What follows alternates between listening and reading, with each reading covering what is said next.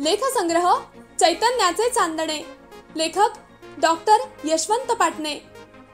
वाचक स्वर श्रीमती मीना भालेराव. निर्मिती साहित्य उत्सव परिवार. लेख 8. गुरुपरीक्षा आणि गुरुभक्ती. रामकृष्ण परमहंस.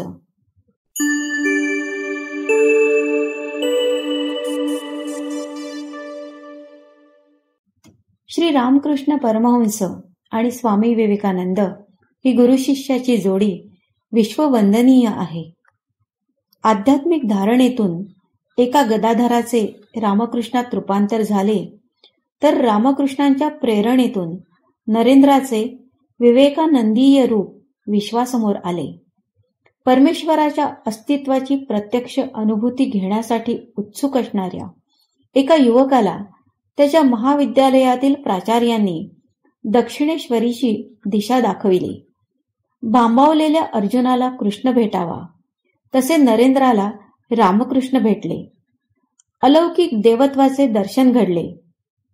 गुरुच्या प्रसाद स्पर्शाने मानव धर्माची आणि कृतार्थ जीवनाची दिशा गवसली.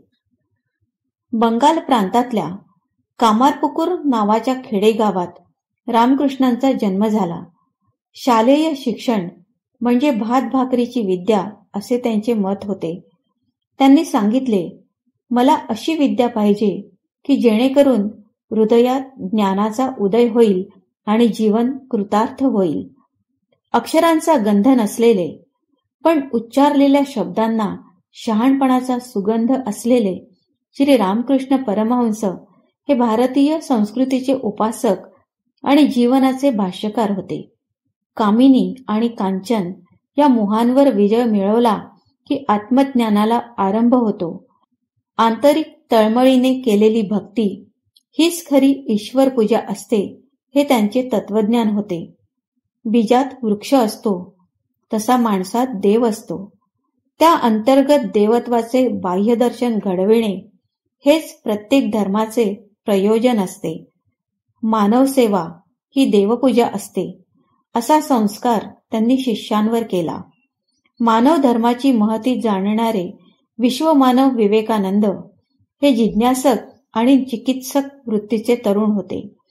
एखाद्या गोष्टीला तत्काळ मान्यता देणारे भाबडेपण त्यांच्या ठायी नव्हते. रामकृष्णांचा एकूणच शिष्य परिवार हा पारमार्थिक स्वरूपाचा असला तरी तो जागरूक आणि ज्ञानोपासक होता. शिष्यांनी गुरूंची परीक्षा पाहिल्याचे काही गमतीदार प्रसंग रामकृष्ण चरित्रात दिसतात. योगेंद्र हा रामकृष्णांचा एक विशीतला तरुण शिष्य. सळसळत्या उत्साहाचे वय असल्याने तो रामकृष्णांच्या शारीर वासनामुक्त जीवनाविषयी सदैव साशंक असायचा. रामकृष्ण तर आपल्या पत्नीकडे जगन्मातेच्या दृष्टीने पाहत होते. त्यांनी शारदा देवींची काली भावनेने पूजाही केली होती. ऐन तरुण वयातही रामकृष्ण व शारदादेवी एकत्र राहत असूनही शारीर वासनेचा भाग त्यांच्या जीवनात कोठेच उद्भवला नाही.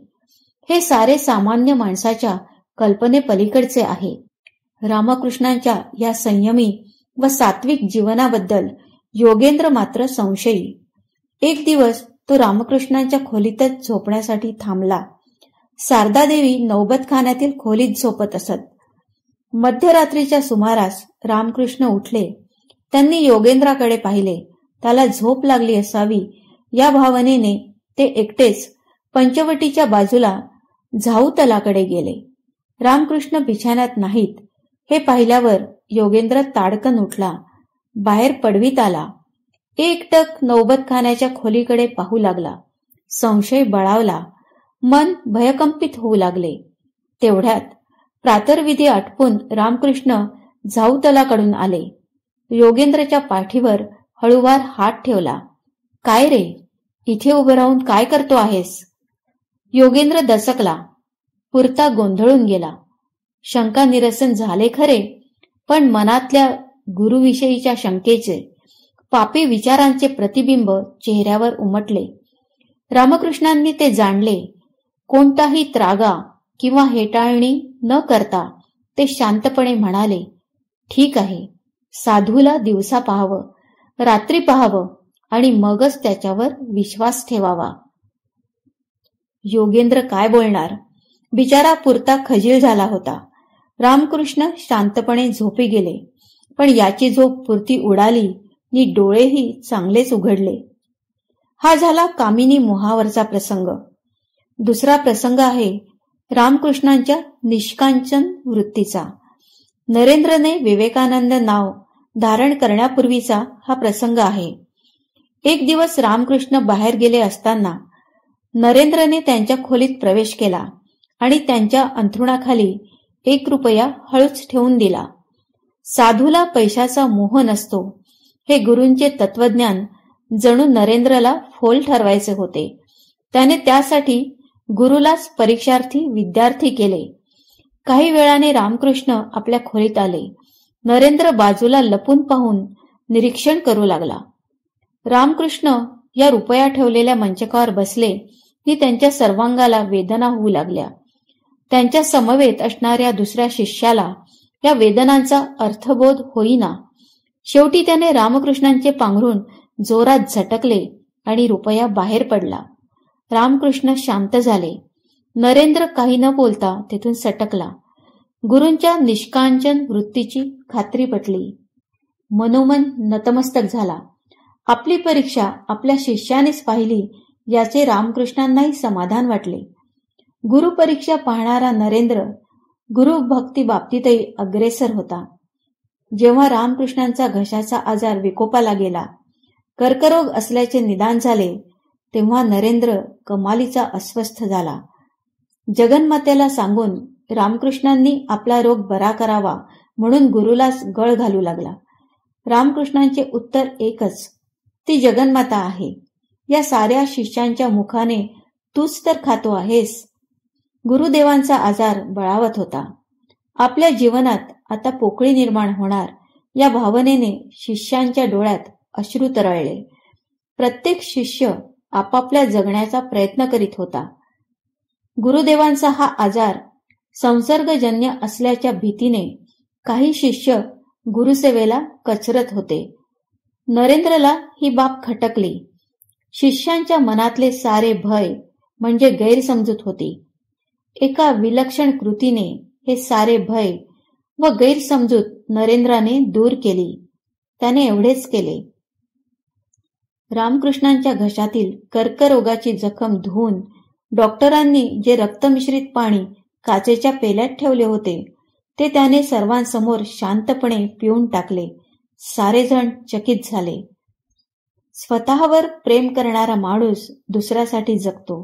ज्याला जगण्याचा आणि मरण्याचा अर्थ समजला तोच खरा महापुरुष. नरेंद्राने हा अर्थ जाणला होता. अलौकिक गुरुभक्तीतून त्याने तो सिद्धही केला. शिष्यांसमोर गुरुसेवेचा एक आदर्श उभा केला. सारेच शिष्य मोहरून गेले. त्यांच्या अंगी चैतन्य संचारले. नरेंद्र तुम्हाला शिकवेल असे उद्गार रामकृष्णांच्या मुखातून बाहेर पडले. गुरुदेवांनी डोळे मिटले. धन्य ते गुरु नि धन्य ती गुरुभक्ती. रामकृष्ण आणि विवेकानंद गुरु शिष्यांची कीर्ती परस्परावलंबी आहे. विवेकानंदांमुळे रामकृष्ण साऱ्या जगाला समजले आणि रामकृष्णांमुळेच विवेकानंद घडले, जगाला माहीत झाले.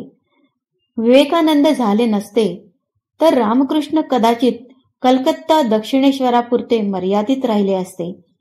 शिष्याच्या अलौकिक कार्यामुळेच गुरुच्या विलोभनीय व्यक्तिमत्वाची महती संपूर्ण विश्वाला कळली. पण रामकृष्णांचे श्रेष्ठत्व हे केवळ विवेकानंदांचे गुरुपद भूषवण्यापुरते मर्यादित नव्हते. शेवटी एक गोष्ट सत्य आहे, गुरुच्या शिकवणीतच शिष्याच्या उत्कर्षाची बीजे लपलेली असतात. त्यामुळे ज्याची गुरुभक्ती थोर त्याची शक्तीही थोर. आता आपण ऐकत होतात लेखसंग्रह चैतन्याचे चांदणे. लेखक डॉक्टर यशवंत पाटणे. वाचक स्वर श्रीमती मीना भालेराव. ही साहित्य उत्सव परिवाराची 2023 ची प्रस्तुती आहे.